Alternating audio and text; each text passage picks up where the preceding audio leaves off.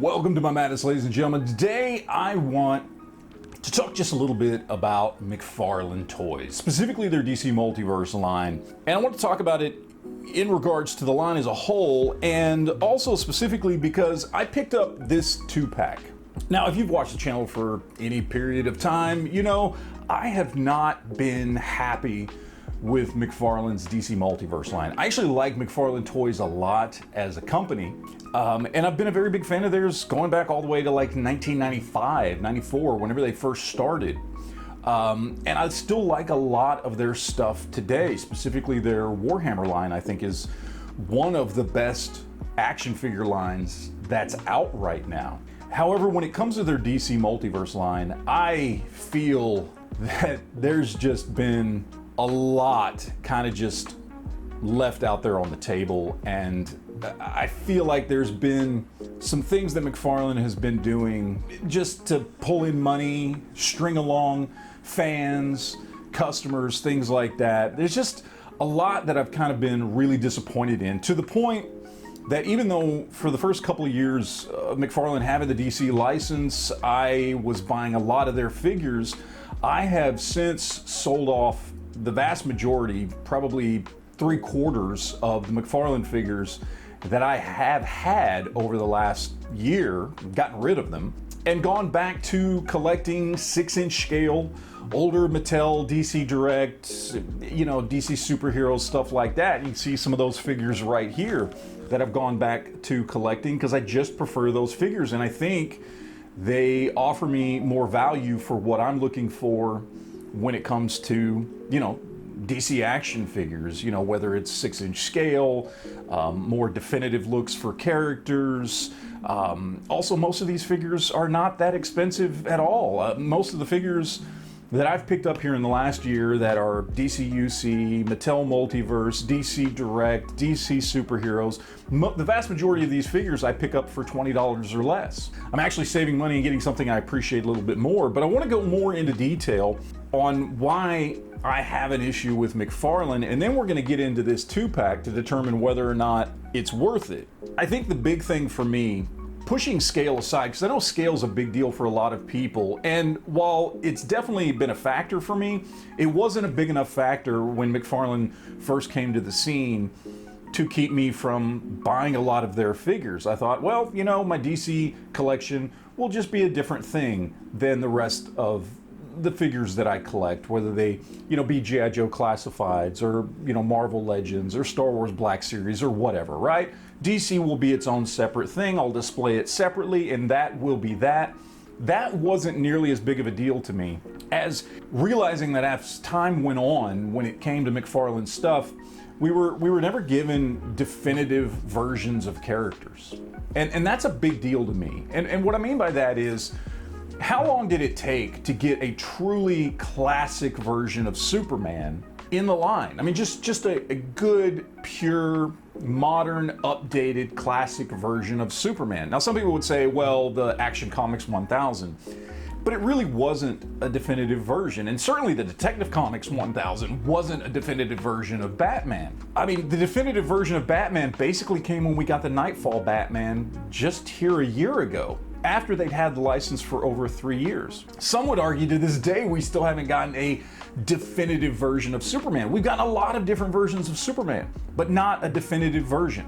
And there's just other characters as well. How long did it take to get a Green Lantern, a Hal Jordan Green Lantern, a quote-unquote definitive version?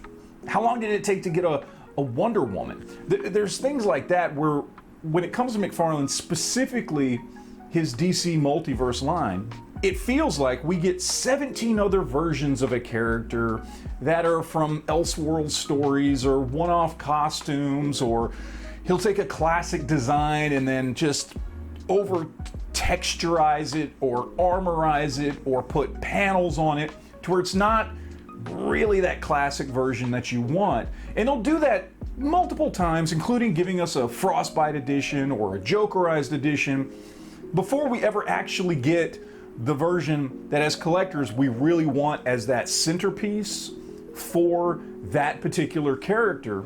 And then even then, half the time, the definitive version of that character will be some gold label or platinum edition, or even one of these new ones where you have to go onto that site and basically get in a drawing to see if you win an opportunity to buy this figure for $10 more than what they go for at retail. It's really turned me away from collecting McFarlane stuff, specifically his DC Multiverse line stuff. Now, I will say his DC Direct stuff, you know, reproducing a lot of those figures and then giving us a lot of figures that we didn't get in the original DC Direct animated line, love those figures. He's doing a great job with those.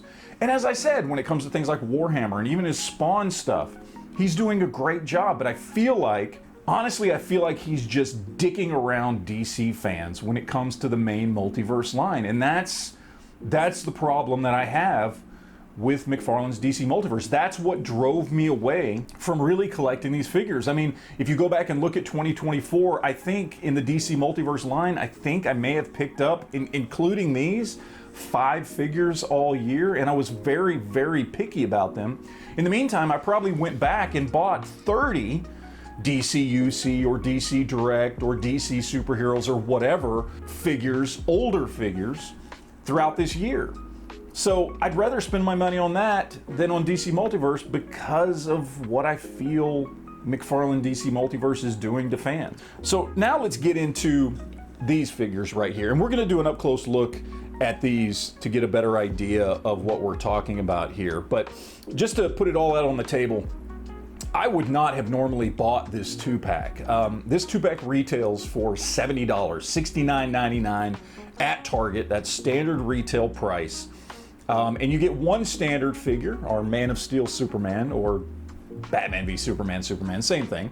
And you get Ninja Turtle version of Doomsday, which I hate this design for Doomsday, but I don't want to look at these as representations necessarily of what I think the character should look like, but as action figures and how they represent the character as portrayed in the movie, in which case this is pretty accurate looking, regardless of what I think of the design.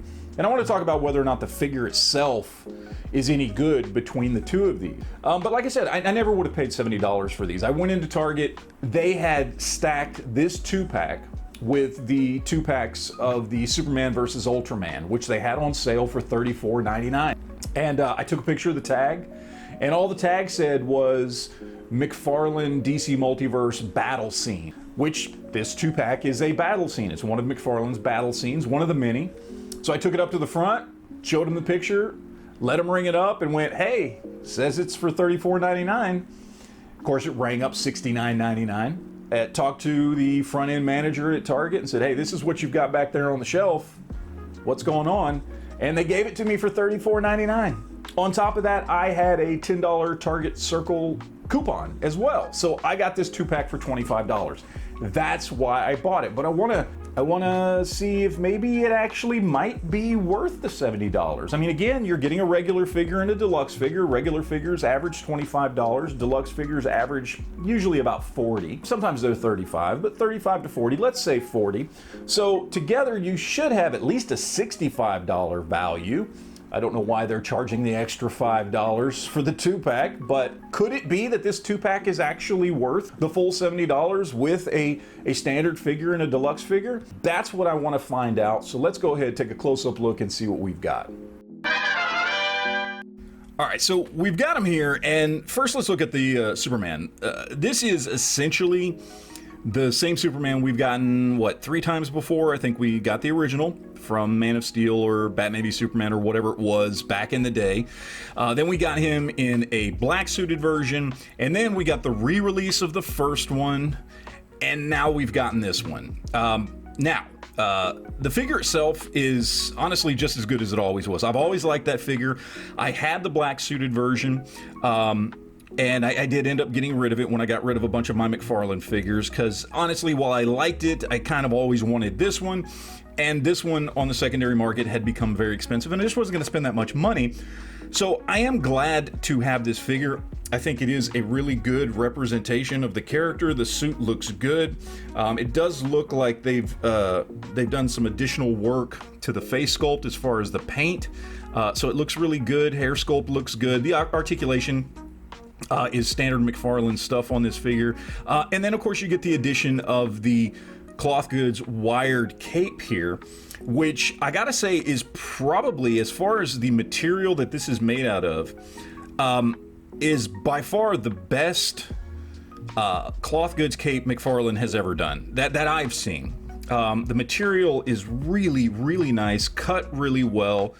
Everything lines up perfectly. Some of the ones I've seen, as far as not this figure, but other figures in McFarlane, you know, the cape is always kind of tucked into the neck and glued in wrong. Not here. It looks absolutely perfect. I would say this figure is one of the best McFarlane figures I have seen in a really long time. I think they did a really good job. It perfectly evokes the character. The Cloth Goods cape really adds something to it. From what I can tell, the new paint details on the head sculpt really make the face pop much better than it used to. And I think it was just really, really well done pretty much across the board. I think they did a fantastic job with this. This is definitely a solid figure, and you know, if you're looking to pick that up, I mean, I can't deny why you might want to pick this 2-pack up just for that figure alone. But let's look at the Doomsday. Now again, I hate this look for Doomsday. It was a stupid look in the movie. However, that's not what we're judging it on, okay? Does it look like the movie? Does this action figure perfectly represent the movie itself? And I would say yes. Yes, it does. It looks, as far as just, you know, overall sculpt and paint and everything, while a little bit simplified, it very much evokes that look. Now, why they would go with this one as opposed to the kind of final look when he had kind of beefed up and more bone spurs and spikes and things like that right towards the end, right before he died, which looked, while still not great, much more like the Doomsday a lot of us wanted. Why they would go with this earlier evolution of the character, I don't know. They should have done the second version of him, or the more advanced version of him, when he looked a little more comic accurate. But either way, this is what they went with, and this does look like the character. This does look like how Doomsday looked in the movie. However, and this needs to be said here, this is my biggest issue. This thing is completely made out of ABS plastic. Now, for those that don't know the difference between ABS and PVC, a lot of times when you get a figure, ABS plastic is used like on the chest pieces, and that's that hollow plastic, and that way they can make room to plug in arms and hips and all that kind of stuff. But usually head sculpts, arms, legs, you know, feet, all that kind of stuff is made out of solid PVC. Right? So only this center section will be made out of ABS plastic. And the easiest way, if you're a vintage collector, you know, G.I. Joes were made out of ABS. Star Wars figures were primarily made out of PVC.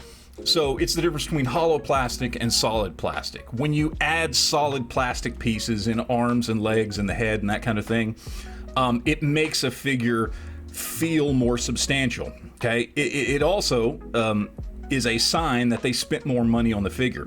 Usually figures that are all ABS, in other words, all hollow plastic, it costs them a lot less to make the figure. And so we kind of perceive it, because it's lighter and hollow, as cheaper, because, well, it is. And this entire figure is made out of ABS. The legs are all hollow ABS, the arms, obviously the chest, even the head is hollow ABS plastic. This thing feels like a ridiculously cheap $5 kid's toy. It is absolutely a cheap piece of crap across the board. This is horrible, okay? Now, to give you an example of what McFarlane has done in the past, in that same kind of, as we said, kind of $40 price point, we have Swamp Thing here, which is a phenomenal figure. I love this thing, okay? And he's not gonna stand up for me right now, but I absolutely love this figure. And he is made out of mostly PVC plastic. All the arms, the legs, the feet, the head, all that kind of stuff. He is made out of ABS here, but everything else is PVC, okay? And he feels solid. He feels hefty. And again, I think I bought this for $35, $40. I think 40 was retail. I might have got it on sale for $35. It's a phenomenal figure. It is a DC Multiverse figure from McFarlane that I did not get rid of because I love the way this figure was done. I think it looks fantastic. I think it was just really, really, really well engineered and manufactured and executed there. This is a cheap $5 piece of crap, okay? And this is where we get into the issues, because they are charging $70 for this 2-pack. And that is absolutely insane when you are essentially getting a $25 figure, right? Worth it. Love this figure. Think it's great. They've updated it nicely. Absolutely, hands down. This is awesome. And what is essentially a $5 to $10 cheap kids toy with very, very little and basic articulation, all made out of hollow ABS plastic. This is not a $40 figure at all. This is a cheap piece of crap. And this goes back into more issues that I have with McFarlane, is they do stupid shit like this, where they are overcharging ridiculous prices for this kind of thing. They knew people wanted this version of Superman. They've released him twice already. He still goes for ridiculous prices on the aftermarket, okay?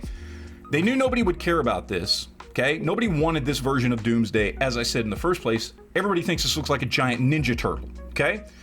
So what do? Well, people only care about this figure, but we got to throw a deluxe in. Let's make it as cheap as possible so we can charge as much as possible and get people to spend $70 freaking dollars just to get this Superman. I'm gonna tell you what, guys, don't buy this 2-pack, okay? You will spend less than $70 just to go get one of the older versions of this Superman. That's worth it. Or wait till somebody's parting this out on eBay and selling just the Superman by itself, because this is ass. This is horrible, and this is crap that McFarlane does that pisses me off and has driven me away from buying their figures. This crap right here, this cheap, hollow, $5, horribly articulated, crappy version of a character that they threw in with this so they could charge you almost 3 times what this guy's worth, just because they're saying, well, we're giving you a deluxe figure. Don't fall for it. Get this guy somewhere else. Either go on eBay and find somebody just selling him, or spend less money on one of the older versions.